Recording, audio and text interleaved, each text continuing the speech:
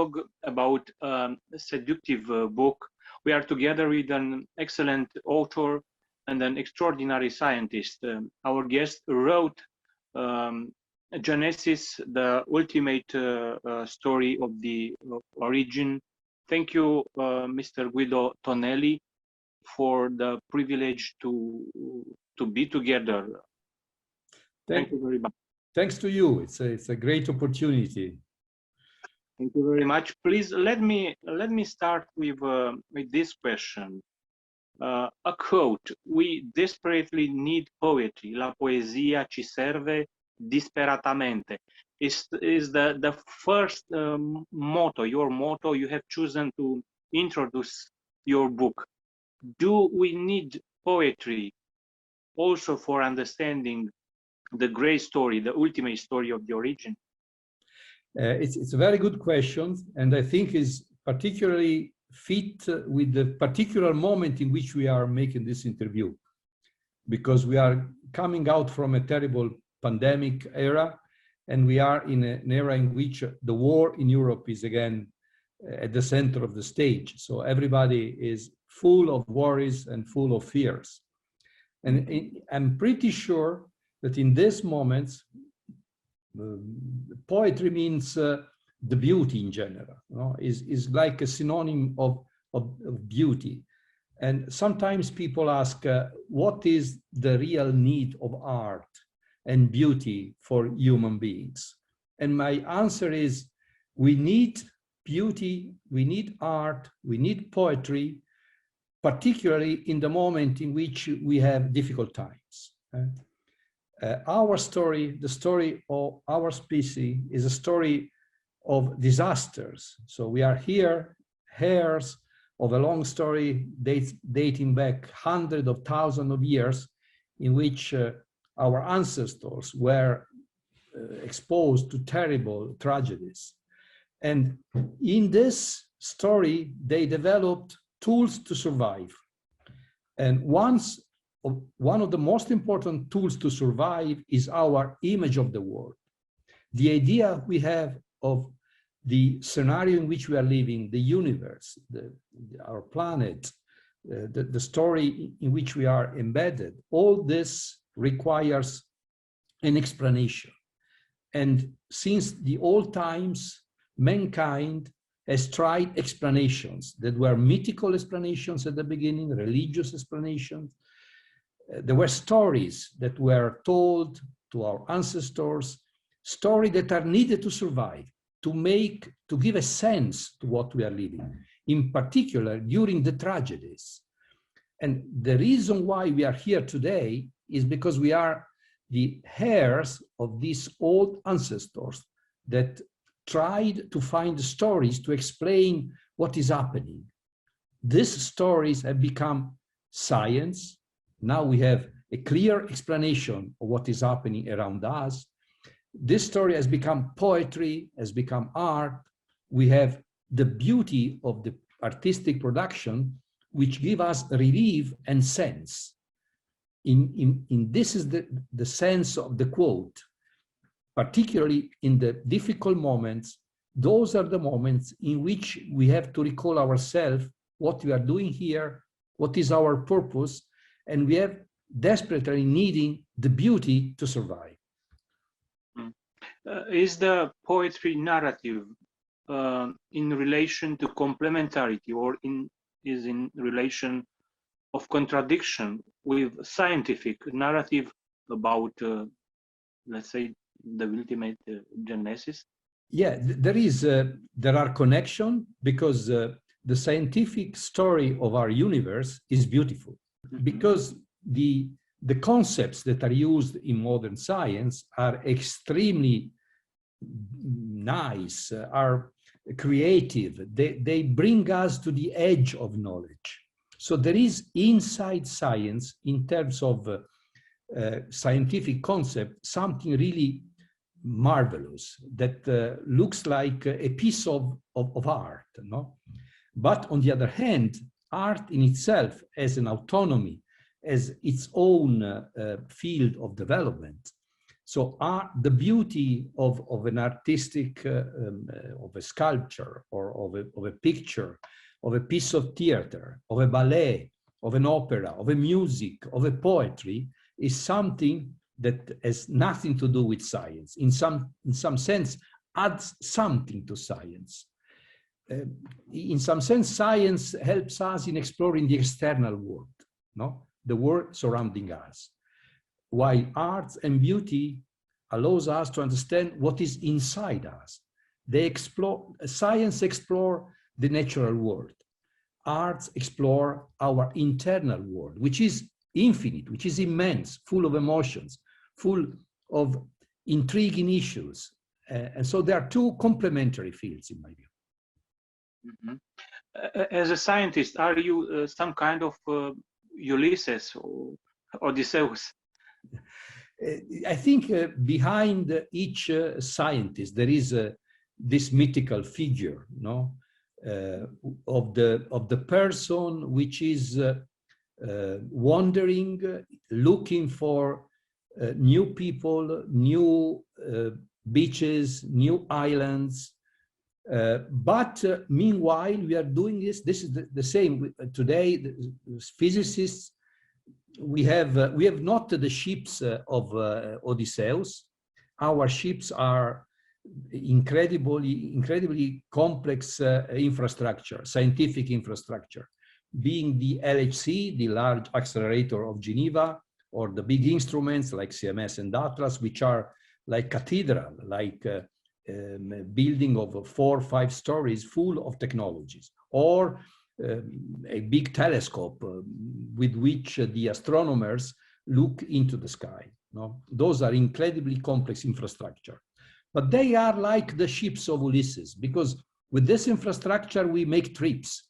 We make trips into the tiniest objects, the smallest structure of matter. This is what high energy particle physics do. They use the accelerator to explore, to make a trip into the tiniest dimensions, or the telescopes in which astronomers and astrophysicists, they explore the largest possible dimension. So in some sense, we are both on ships, special ships that allows us to explore an unknown world. No, we are looking, we are trying to explore this new world in which, and we are the first one to explore them.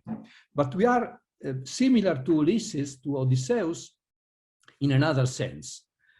Remember that in the Homer work, Odysseus is continuously nostalgic, no? Nostos.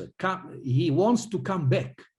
He wandered for the Mediterranean Sea, but he always dreams of his small island, Ithaca, with his wife, Penelope, with his son, Telemaco, with this bed built in an olive tree, with the dog which is waiting him, the old father. He wants to raise olives and to eat the cheese, homemade. All this is nostos, no?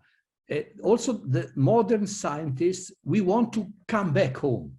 Once we explore this new world, we would like to build theories. For us, coming back home, meaning we have explored this world and now we have a better picture of the world. So we build a new theory of reality, of nature, and this theory incorporates what we have discovered in these trips.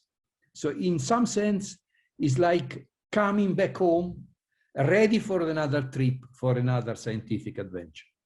Mm-hmm. Actually, the next question of mine is exactly this. What is the Ithaca for the scientist? That's a very good question. Basically, it's very strange because people don't realize that. So the prejudice that there is on scientists is that we want to prove our theories or theory. So we make experiments because we are eager to prove that our vision of the world is correct. No, while it is actually the opposite.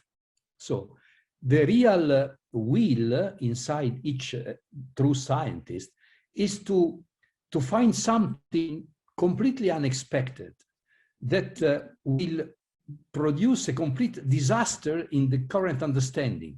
And we had to rethink everything from scratch. This is the dream of every scientist. It doesn't happen frequently. Most of the cases we prove that the current theories are correct. But at the moment in which we discover something completely unexpected, we have to build a new theory that incorporates the old theory as a special case. No? This, for example, was the case of, say, the gravitation view by Einstein, incorporated the Newton law of gravitation. No? Now, the general relativity is a theory of gravitation which is more complete and supersedes the naive gravitational law of Isaac Newton. No? So we discover something and we have to change completely the theory. This is our Ithaca. Let's say we would be happy at the moment in which we prove that our theory are wrong. So it's actually the opposite with respect to what is the general prejudice. Can we say that Ithaca, it's also a good question, a question asked intelligently? Absolutely, yeah. Yeah, actually this is the real problem. We are explorers. We are curious people that try to ask ourselves new questions, but the real effort is to express them correctly, no? Because if you don't ask yourself the right question or you express it incorrectly, you will never find the solution. So the real worry of a good scientist is to ask ourselves, I'm asking myself or my group or my collaboration, the good question, the real question, and are they stated correctly, such that we could say, we could find the solutions, a yes or no, in an ambiguous solutions. This is the real effort in which we put a lot of strength. Mm-hmm. How can we overcome the barrier to enter the, it's a quote from you, thrilling center of modern scientist research, and why you also said this, for understanding the origin of our universe, we must be willing to face a very risky journey. This is what I was alluding before, no? The concepts that we need. So if today I explain the origin of the universe in a non-scientific audience, I'm forced to use the general language, the same language that we can use in a dinner with friends. And Genesis is written in this language. It's written in a language that can be understood by everybody, including people that hate physics, because I discovered that some of the readers wrote me, I used to hate physics because I never understood anything, but if I follow your reasoning, your statements, those are understandable. So we have to remove a barrier, the specialistic barrier that we use to develop science is something that can be understood only by a very small fraction of the people. But the concept that science develops are so important for everybody, for the entire community, for the entire society, because these concepts will shape the future of everybody. In particular, in this particular moment, in this century, knowledge and science drives everything. No? We have seen the importance of science in the recent pandemic. No? In every country there were scientists talking every day in the TV. People were looking at them to find solutions. No? But this is true in general. We need science to find solutions for the ecological crisis. We need science to find solutions to reduce imbalance, injustice in the world, to reduce the difference between the rich countries and the poor. There are, whatever is the problem, we need a scientific solution first, and then we need some political and social solutions to accompany the scientific solutions. So it's a moment in which science plays an important role, a role which is unprecedented, no? And this is why everybody should know what science is doing. Everybody should be aware of where is science moving. Everybody should be conscient of the challenges and the risks that sometimes could be present. No, again, how this can be done? We cannot pretend people become specialists, but this is what I consider my duty to explain in normal words, no, where we are, what is the status of the scientific research in the world, what we have known so far, and what we don't know. And expressing this idea, this thought to my community will make everybody more aware of where we are and what are the challenges of the future. A reader of Genesis will discover at the end of the book that not only he or she has understood much more of science, he or she has understood much more of himself or herself and his or her role in society. Mm-hmm. Is the modern science a great collective adventure? Is a story about solidarity? Actually, the hidden question is, it is possible to go in modern science only on an individual road? It's difficult because it is an interplay, actually. You know, if I look to the dimensions of the large collaborations, being the collaboration in which I'm working, for example, CMS experiment at CERN, the experiment I led the time of the discovery of the boson, is an experiment collecting more than 3,000 scientists from all over the world. And the same is true for the experiments that discover the gravitational waves. LIGO and Virgo are huge international collaborations. Or experiments that,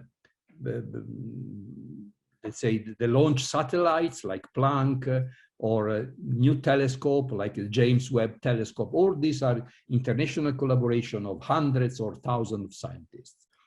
But say that within this large collective effort, there is always the room for individuals. Could be an old professor, could be a young student, but there is, I mean, science is challenging and is risky, and is a playground in which the one that produces new ideas, new approaches, would have the possibility to overcome all difficulties or to be able to make major discoveries. So it is an interplay, a collective effort to produce the instrument, to produce the infrastructure, and individual contributions that may change the game. No? Still today, we witnessed individual contributions that have changed radically the approach of thousands of people. So it is a continuous interplay between the collective effort and the individual contribution that might produce something completely unexpected. Mm-hmm. You are using this formula, cosmic chaos. What is cosmic chaos? It can be also a poetic formula, isn't it? There is, yeah. I like it because we used to use cosmos to explain as a synonym of the universe, no? Assuming that the universe is ordered, no? Cosmos means in Greek an ordered object, no? And so we have a prejudice that the entire universe is something well ordered, quiet, that looks like the corner in which we live. No, the prejudice origins from the fact that if we look to our planet, to the moon, to the solar system, to this corner of the Milky Galaxy, everything seems quiet and reasonably in equilibrium. No, looks like really a cosmos, an ordered system. No, at least it is in equilibrium since millions of years. We have no memory, no, of a chaotic environment, no. Everything seems to be smooth and regular, no. every 24 hours there is day and night, and the day and night goes one after the other. Every month the moon presents its face to the earth. Every year there are the seasons that defines the regular path of the earth around the sun. Everything seems to be ordered and calm. But as soon as we have explored other regions of the universe, if you start immediately our sun, if you take a look to our sun very closely, what seems to be a very quiet and star is something really monstrous. The surface of the sun is full of convective motions, is thermonuclear reactions boiling inside. There are emission of plasma that with immense magnetic field, immense temperature of huge dimensions. So, and the same is true if we take a look, for example, to the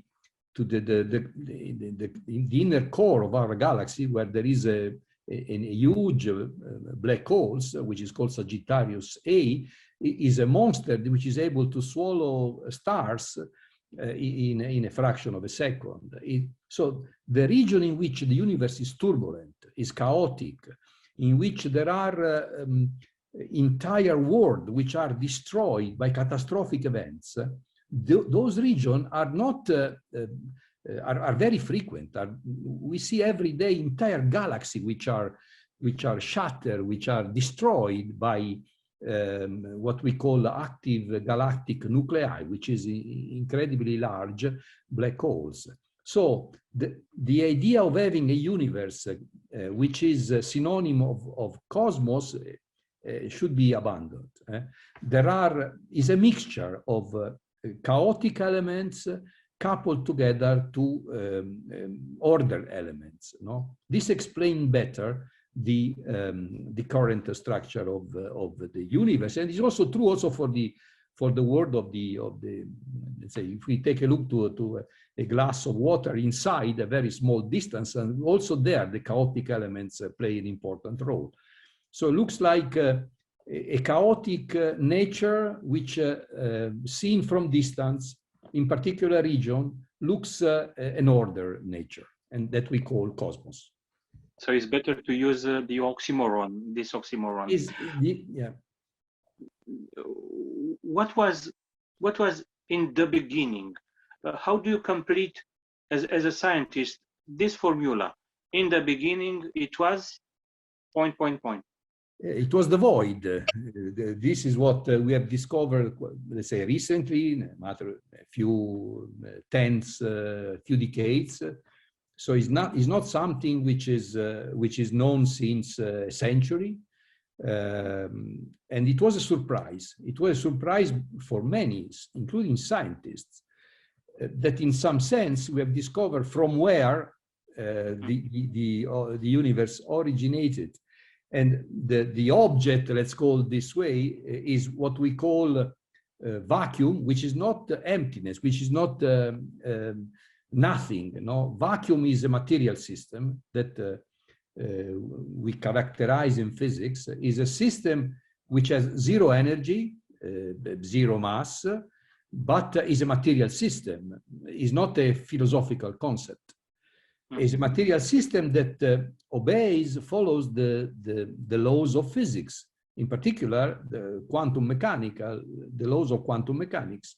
So if I take a look to the original void, if we look very closely, we see fluctuations. It's a system in which the energy cannot be zero forever, because this is forbidden by the uncertainty principle, the Heisenberg principle. So being a material system, it should fluctuate. And fluctuation means the formation of very small bubble, what we call a quantistic foam. Very small bubble that appears and disappears continuously. So we have to imagine something like this, a state of matter in which there are very small, tiny fluctuations. And in particular, in one of these tiny fluctuations, at a certain moment, extracting from the vacuum a particular material that we call inflaton, this bubble started to expand. And the funny thing, the thing that surprised everybody is that it happens spontaneously. There is no need of energy. There is no need of external intervention. It is a natural transformation of the vacuum into a universe. If you take into account energy, no? If I want to produce a very small bubble of space-time, I need negative energy. If I want to produce a very small amount of mass energy, I need positive energy. So if I put together mass energy and space-time, I don't need energy. It's zero. It's still zero. So our universe is a mixture of mass energy in a space-time structure. And the general energy of this system is zero. It's the same quantum number of vacuum. So our universe is a state of vacuum that has gone through a transformation. Modern science is able to explain these transformations, but the most astonishing thing is that we can still say our universe is basically a vacuum state. Mm-hmm. So in the beginning was not, as we read in the Bible, was not the word. And yeah, this is yeah. In some sense, I mean, I like this the sentence of the Bible because gives to the word, no, a creative importance. In some sense, I consider it true for humankind, no, because basically we have become human, really modern human, let's call it this way, at the moment in which we have given word to the things. No? In some sense, this sentence recalls this. No?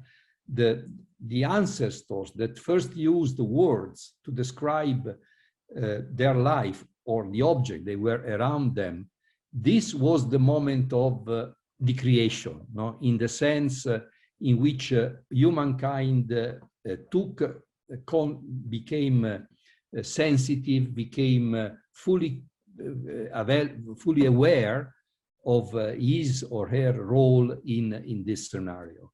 So the importance of naming, of giving names to the world that the biblical sentence recalls, in some sense recalls this historical moment in which naming things and using the words to describe the material world, the natural world, the individuals, was the real origin of humankind. It is inevitable that modern physicists, particle physicists, are very sensitive to philosophy's topic. Maybe even to be very sensitive to poetry for the modern physicist, for the particle physicist. Let's say, I know I have friends which share my same passion for art, literature, poetry, beauty in general. But to be really frank, I have also many other friends which are excellent scientists, completely let's say, they have no interest in other than science. Now you see, like people that like and love very much their profession, but they have no interest for philosophy or for art, etc. So I would not say that there is an intrinsic link between modern science and the interest for philosophy, art, and science. There is a part of scientists which, and I belong to this part, maybe because I am Italian, maybe because I went through classical studies before going to the university.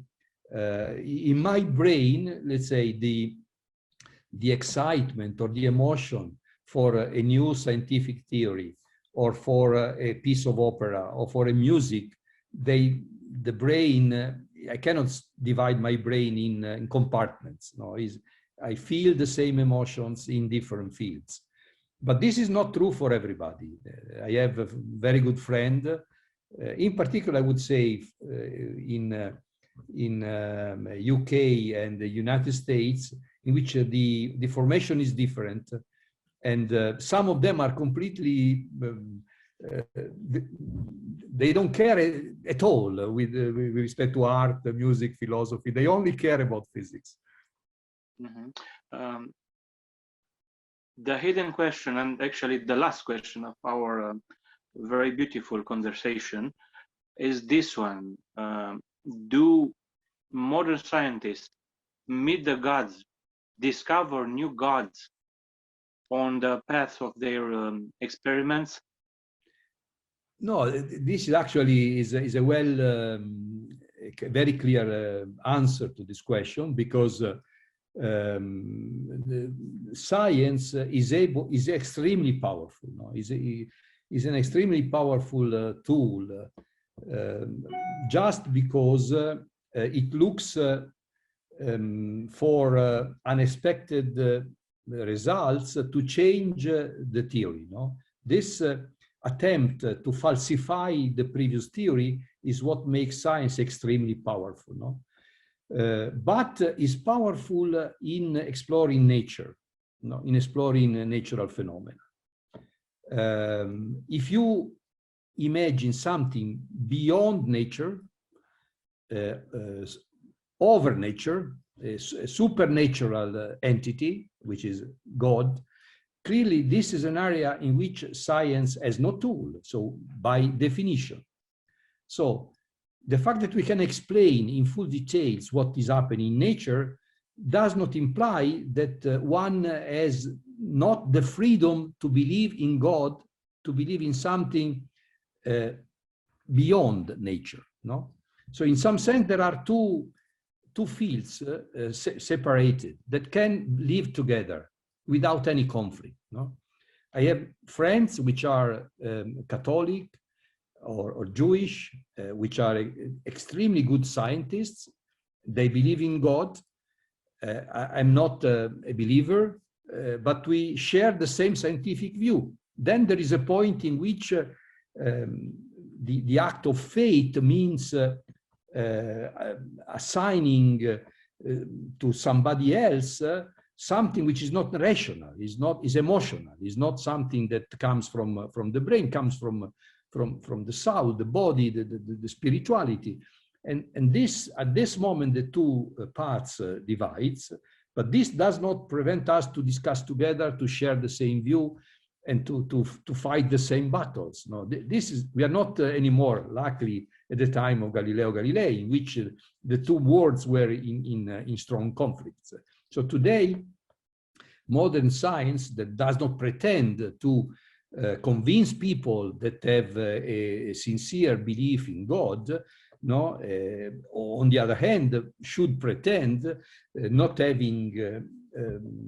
being constrained by let's say theological reasons or by religious constraints. So we are free. We can discuss. We can identify common issue, and in this sense, is a fantastic period. Thank you very much, Mr. Guido Tonelli, for this book, for this huge privilege to have a very, very beautiful conversation. Thank you very much. Thanks to you. Thank you.